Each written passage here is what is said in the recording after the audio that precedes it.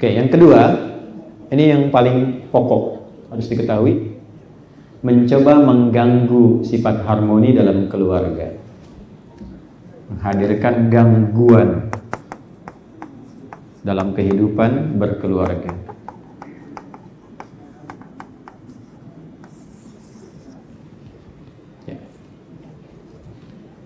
Ibu dengan suami demikian adanya, kan menikah baik-baik, senang, foto, nyaman, damai. Kenapa tiba-tiba kok salah pahamnya dalam?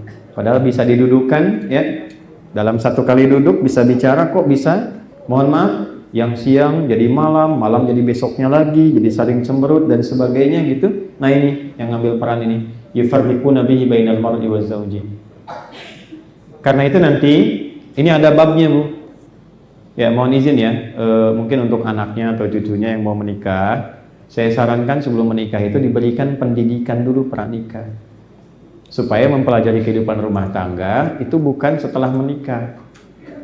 Nah, saya perhatikan riset, mohon maaf dengan kalimat ini, kami kalau menjadi saksi atau memberikan tausiah pernikahan, saya suka tanya sama penghulu, berapa sekarang tingkat dari statistik pernikahan dan perceraian dalam sehari? Mohon izin ya Bu dengan kalimat ini Pak. Riset saat ini menunjukkan data statistik, setiap ada 1 kali yang menikah di Indonesia, itu di hari yang sama ada 50 yang berpisah. Gitu. Coba Ibu lihat sekarang nih generasi Z ini, baru nikah kemarin, besoknya udah pisah, baru ini begini dan seterusnya. Ini tidak mudah tantangannya. Nah, ini tugasnya ini nih, gini setannya. Ya, ada yang rasa kasihnya dia habiskan sebelum menikah. Dalam masa-masa pengenalan, anak muda sekarang bilang pacaran dan sebagainya, habis kasih sayangnya sehingga nggak tersisa saat berumah tangga. Itu salah satunya. Makanya kenapa disebut dengan khitbah dalam bahasa Arab? Ya, pakai kha. Khitbah, ada khutbah, ada khitbah. Kalau khutbah orangnya banyak. Kalau khitbah objeknya satu. Tapi maknanya sama, kalimat yang singkat dan padat. Jadi kalau mau melamar, nggak usah belok kepanjangan. Pantunnya kebanyakan, ininya banyak, nanti yang dilamar nanya, tujuan Bapak sebetulnya apa? Singkat padat, kami kesini datang ingin melamar anak ibu, bla bla bla. Khutbah juga begitu, singkat padat jelas. Tapi ada satu penggoda, hilang titiknya khoknya, jadi hataba, hitbah, pakai hak, kitabnya kayu bakar. Sifat yang mudah membakar itu setan. Jadi kalau sudah disatukan dalam bentuk tunangan misalnya, itu jangan terlalu lama.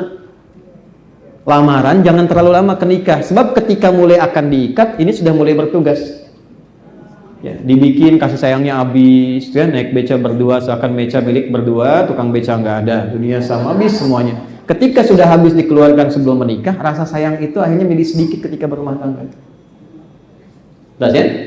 Nah ini saat masuk nanti ke dalam kehidupan rumah tangga, nanti ada ayat-ayat khusus cara mewaspadainya. Itulah yang tadi saya katakan, kenapa nggak ibu turunkan misalnya ayat-ayat khusus menjadi istri, perannya apa, tugasnya apa, kewaspadaannya apa, suami bagaimana, tugas pokoknya apa. Ini Bapak ada jadi suami sampai sekarang, tugas pokoknya berapa coba? Tuh.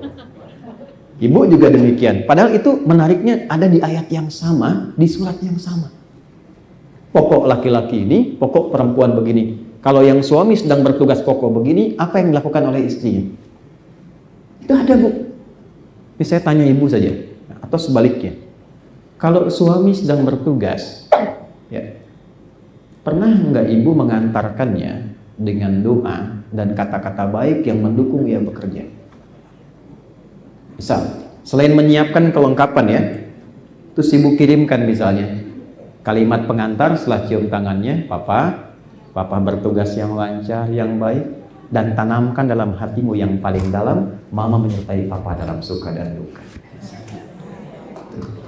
Gak usah tepuk tangan, ternyata pernah. Itu yang dilakukan Sayyidah Khadijah, makanya Nabi selalu sebut namanya bahkan dalam tidurnya. Itu Nabi selalu sebut Bu, setelah meninggal pun masih disebut Khadijah, Khadijah, Khadijah.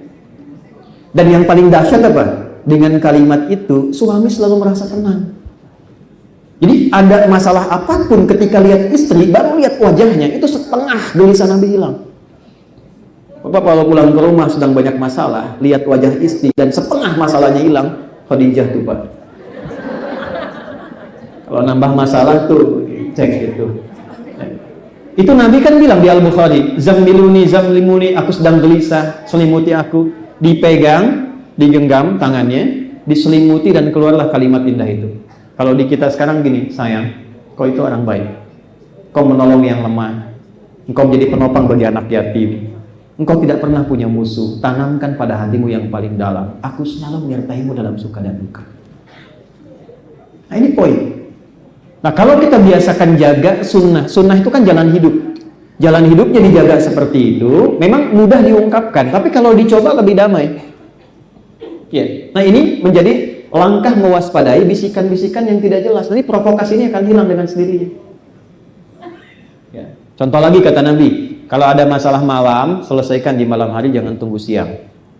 Kalau ada masalah siang, selesaikan siang hari, jangan tunggu malam. Dan jangan dibuka ke publik. Itu kalimat hadis. Jika Anda membukanya, bahayanya apa? Ketika masalah di rumah sudah selesai, yang di luar belum selesai. Dan meralatnya nggak mudah lagi. Nah, sekarang semua zamannya online. Masalahnya makin kompleks. Tadi saya sampaikan pada Ibu Ketua BPK, ada hadis Nabi mengatakan kewaspadaan tentang terjadinya pergantian era ke digitalisasi. Sayati alaikum unasun aw kama qala, nanti akan datang satu era terjadi percepatan digital. Taqarabul aswaq, tandanya pasar mudah diakses. Dulunya berangkat manual, pakai ojek, pakai angkot, sekarang klik barangnya datang. Sudah terjadi? Berarti yang Nabi katakan betul. Oke, taqarabuz zaman, waktunya semakin cepat akselerasinya. Setahun, ini detail hadisnya, setahun kayak sebulan, sebulan kayak sepekan, sepekan kayak sehari, sehari begitu cepat berlalu. Nah, saat itu terjadi, yantashirul kadhib tantashirul fitan. Masalah sosialnya makin kompleks, dinamikanya makin beragam, fitnahnya makin banyak, manipulasinya makin komplit. Karena apa? Yang offline pun makin cepat terakses karena pindah ke online. Dulu judi offline kan? Sekarang online, semua bisa akses. Ya. Ini luar biasa ini. Saya cek kemarin Zeus aja udah main judi tuh. Ya. Repot tuh. Semua anak terbawa. Ada permainan Zeus tuh, jadi candaan nih, Zeus aja main judi katanya. Yang mau saya katakan adalah kompleksitasnya begitu tinggi. Kalau ditarik ke masalah rumah tangga dengan tugas ini, yang dulu offline tidak mudah terbawa, sekarang godaannya naik, Bu. Ibu kan kalau punya masalah, bawaannya kan sekarang pengen bikin status aja. Dulu bisa ditahan, sekarang godaannya tambah. Nah, ini poin, hati-hati. Maka apa yang terjadi? Fa in khiftum shiqaqa bainihima fab'athu hakaman min ahlihi wa hakaman min ahliha. Kalau terjadi satu masalah di rumah tangga, perbaiki komunikasi. Kalau sulit, nih poinnya, jangan sembarangan curhat kepada siapapun kecuali pada sosok yang dipercaya membawa solusi dan maslahat. Itu bahasa Quran. Makanya Nabi Yakub tuh kalau ada masalah itu selalu mengatakan begini. Itu ada di Quran surah ke-12 Yusuf ayat 86 sampai 88. Quran surah 12 ayat 86 sampai 88. Saya percepat. Innama ashku bathi wa huzni ilallah. Saya itu kalau punya masalah, yang pertama saya lakukan, saya hamparkan sajadah, saya curhatkan sama Allah. Bathi itu kegelisahan yang dalam. Huzni itu kegelisahan yang mengalirkan air mata, sedih. Ada masalah dengan anak, ada masalah dengan pasangan, jangan curhat keluar. Bentangkan sajadah, ambil wudhu, curhatin sama Allah. Gak apa-apa, ibu habiskan tangisan, gak apa-apa. Nanti feedback yang terasa pertama kali Allah kasih ketenangan. Solusi belum datang, tapi tenang itu hadir. Nah, dari ketenangan itulah dibimbing mendapatkan solusi. Kan jiwa yang tenang melahirkan solusi yang cemerlang kan? Ya, catat tuh, bikin status, mahal tuh kalimat itu. Tenang dulu aja.